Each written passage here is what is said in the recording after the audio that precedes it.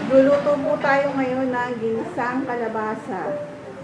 Ang mga sangkap po na kailangan natin ay ito, kalabasa, kalahating kilo, oil, pork, kunti lang po ito, bagu beans, soy sauce, kamatis, carrots, sibuyas, paminta, bawang, asin, lalagyan natin ng konting celery at tubig.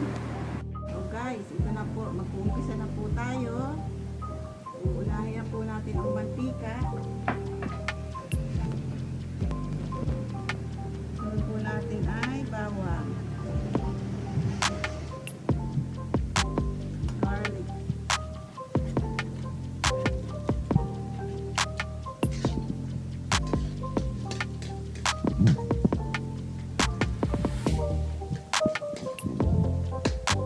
sunod na po natin ang kamatis, tomato.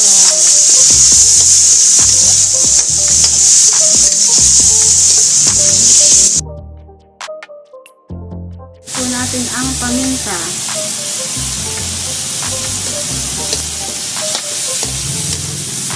Lagyan na po natin ang soy sauce.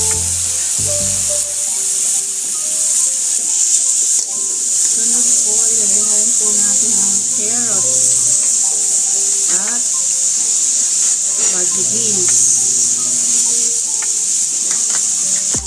Ilagay na rin po natin ang celery. Pampabango po ito sa pampasarap.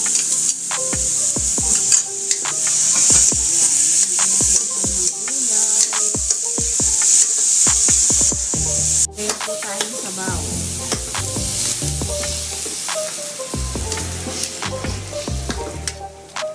Lagyan na rin natin ng asin.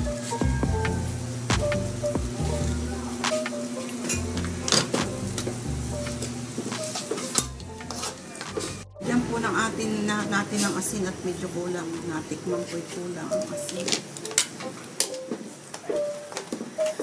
Hindi na po natin ngayon ito ng pangpalasa. Kung ano pong gusto niyo, pwedeng pork cube, pwedeng rechie, kung ano man. O guys, check po natin. Ito na po ang kanyang pagkaluto. Ayan po, ganda na. Ngayon, tikman po natin kung okay na yung asin. Bago natin ang unin.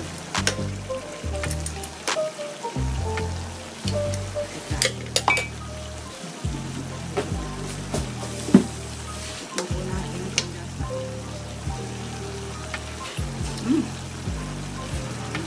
Sarap na. Pero kulang sa asin. Pinagkalang ko po ng asin. Mga 2 minutes pa, pwede na natin siyang ahunin.